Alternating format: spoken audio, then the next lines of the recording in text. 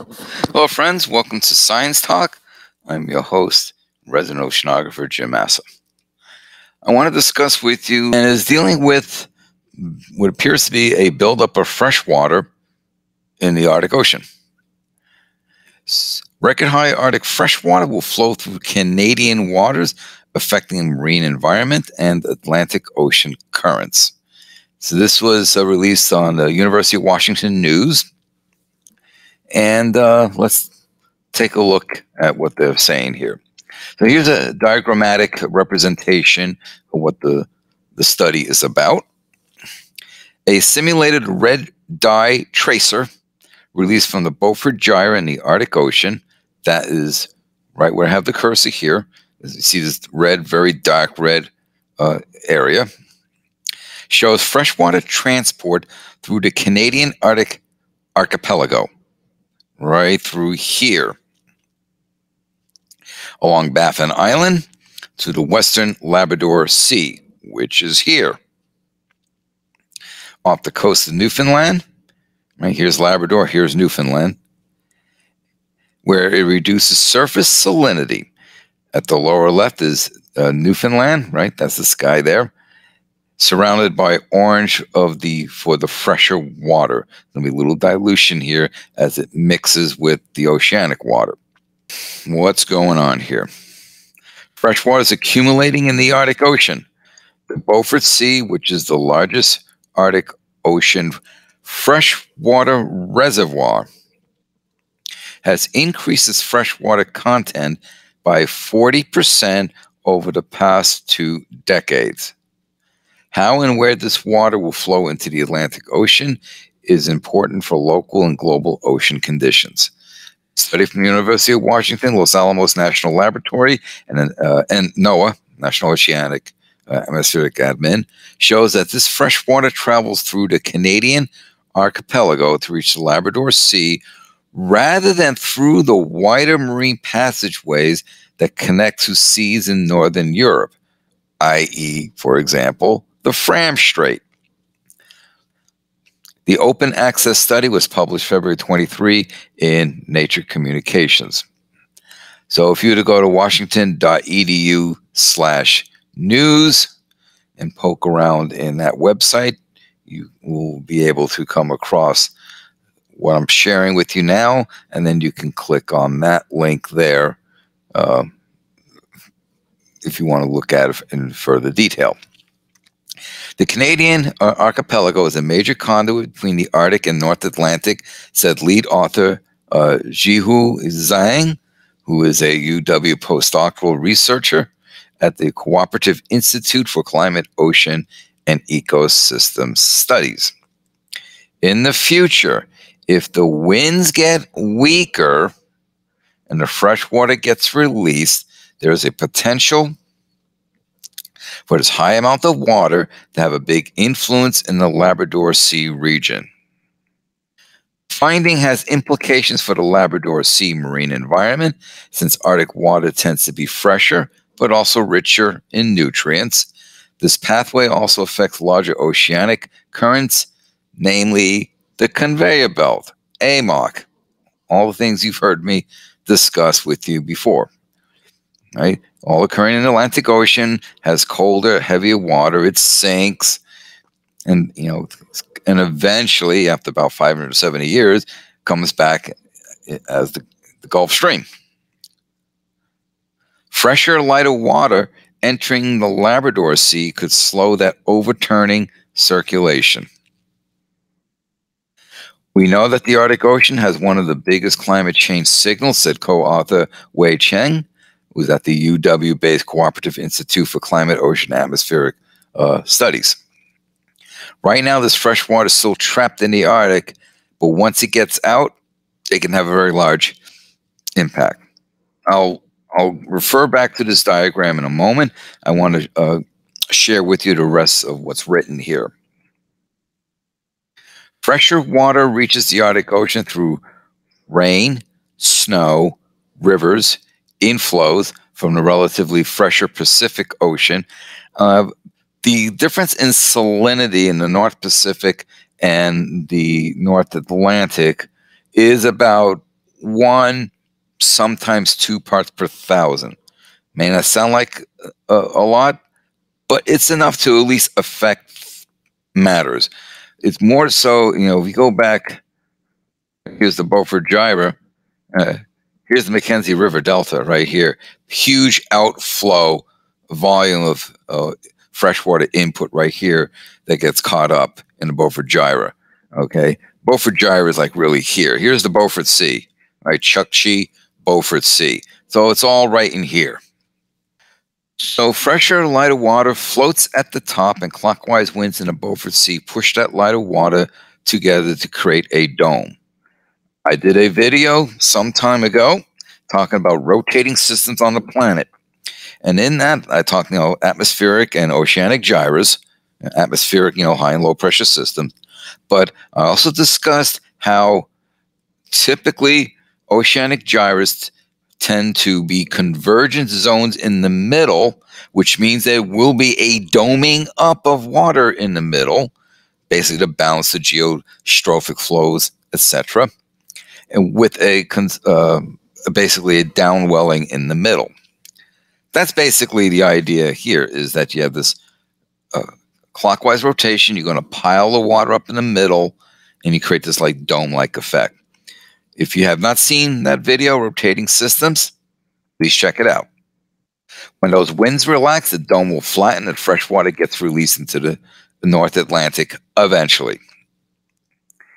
People have already spent a lot of time studying why the Beaufort Sea freshwater has gotten so high in the past few decades, but they rarely care where the fresh water goes, and we think that's a much more important problem, said Dr. Zhang. Using a technique Zhang developed to track ocean salinity, the researchers simulated the ocean circulation, followed the Beaufort Sea freshwater spread in a past event that occurred from 1983 to 1995. Fairly recent.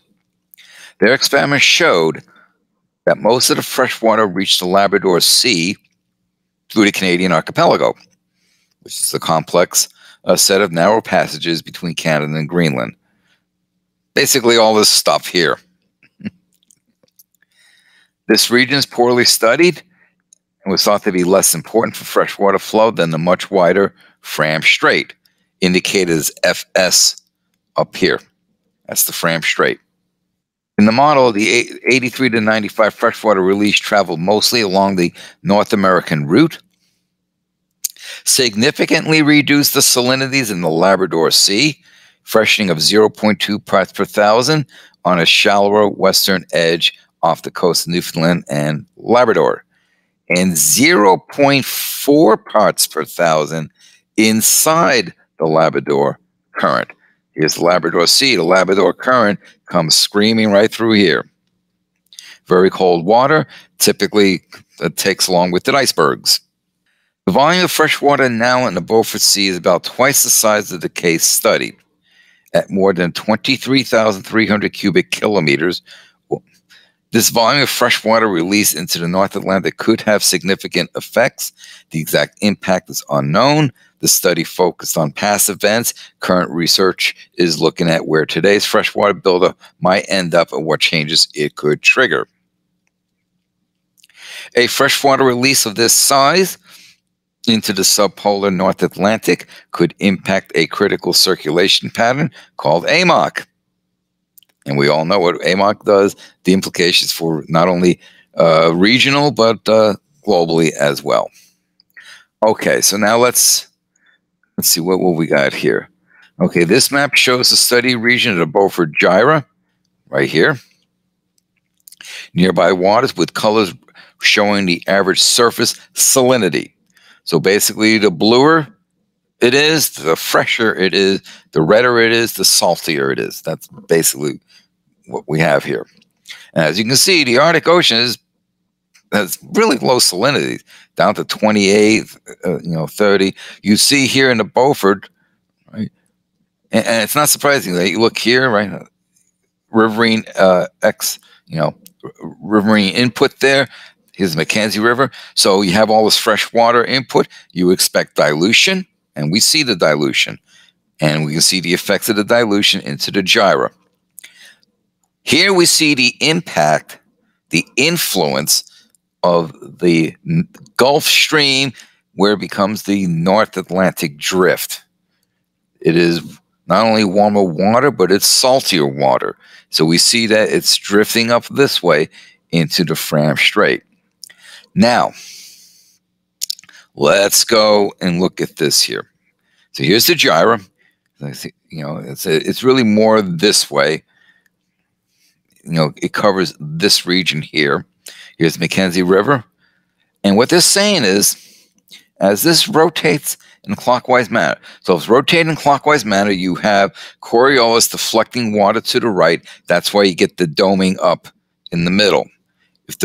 And it's a wind forcing. You have, a lot of gyres are the result of wind forcing, what we call wind stress on the water, pushing on the water, and then in order to balance the wind stress, the geostrophic flow, as well as vorticity, which includes the Coriolis parameter, the result usually is that you get a gyre that results.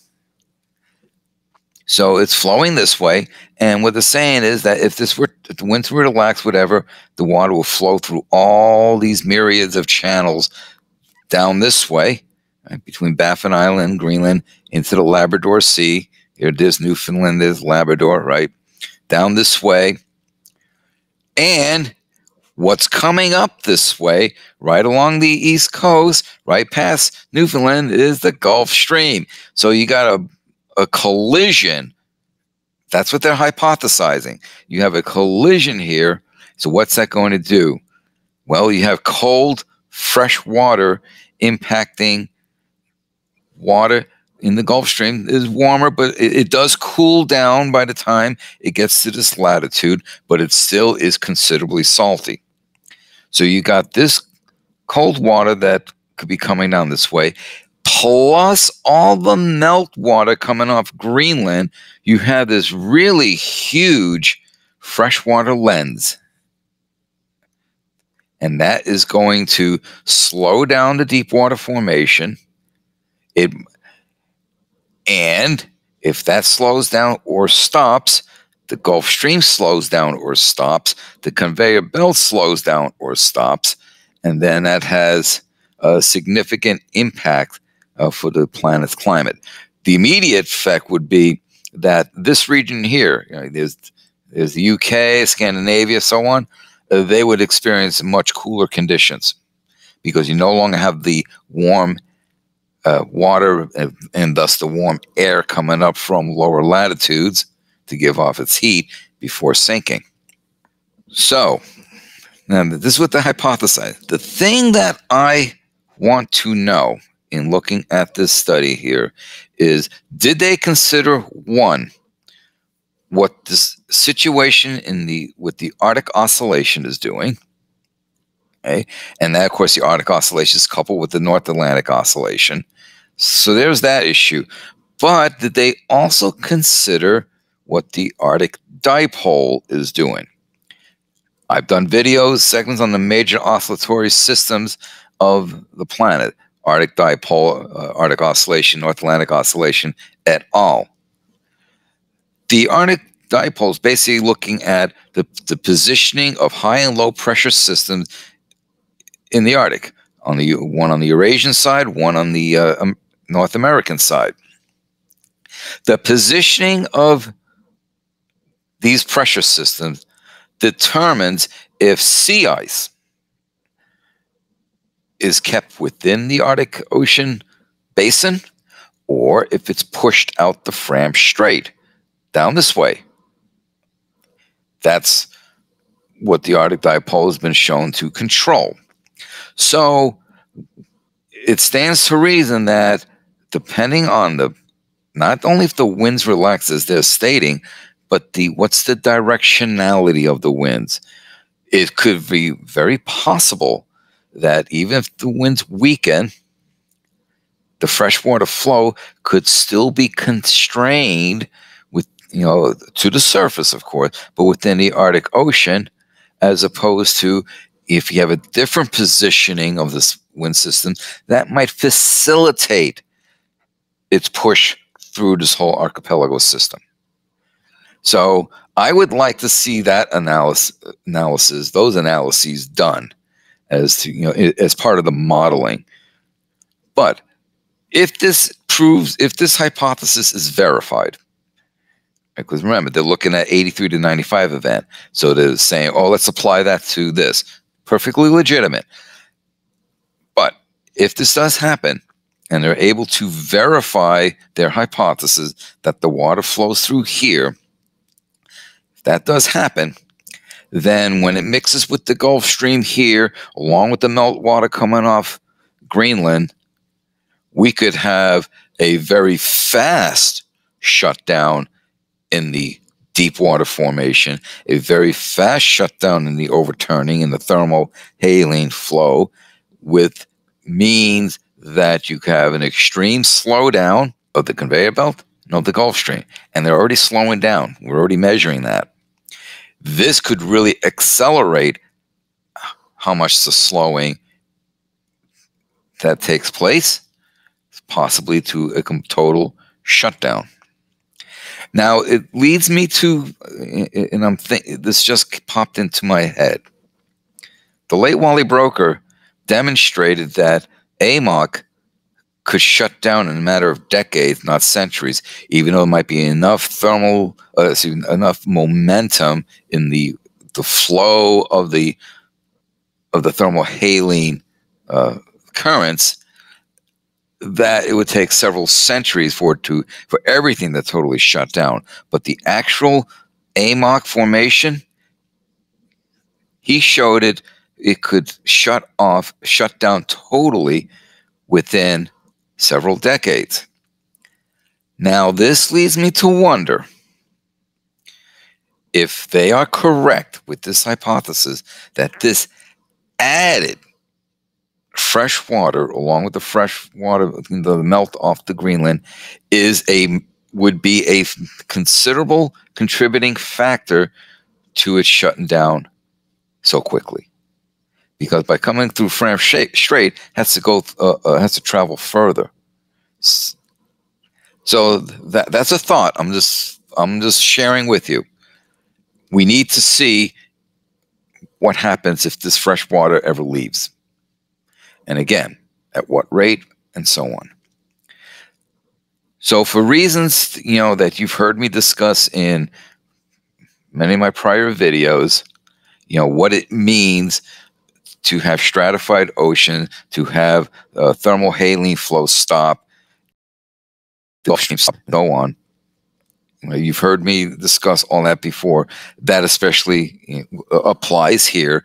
But now if you have this extra fresh water, that could really accelerate things. And if that's the case, it'll be interesting to see what happens. So I wanted to bring you this quick little video sharing this with you. And one of those things that things are becoming very interesting. And we shall see what happens. Thank you for your time. Hello folks, this is Jim here with Science Talk, asking you to please subscribe to my channel and to inform others of my channel and of the work that I do. Please share to social media platforms that you use. Also, as a reminder, don't forget to click the bell so that you know when I load up more videos. Finally, I ask that you support the work that I do by becoming a patron at patreon.com. Details in the description box below. Thank you for your support.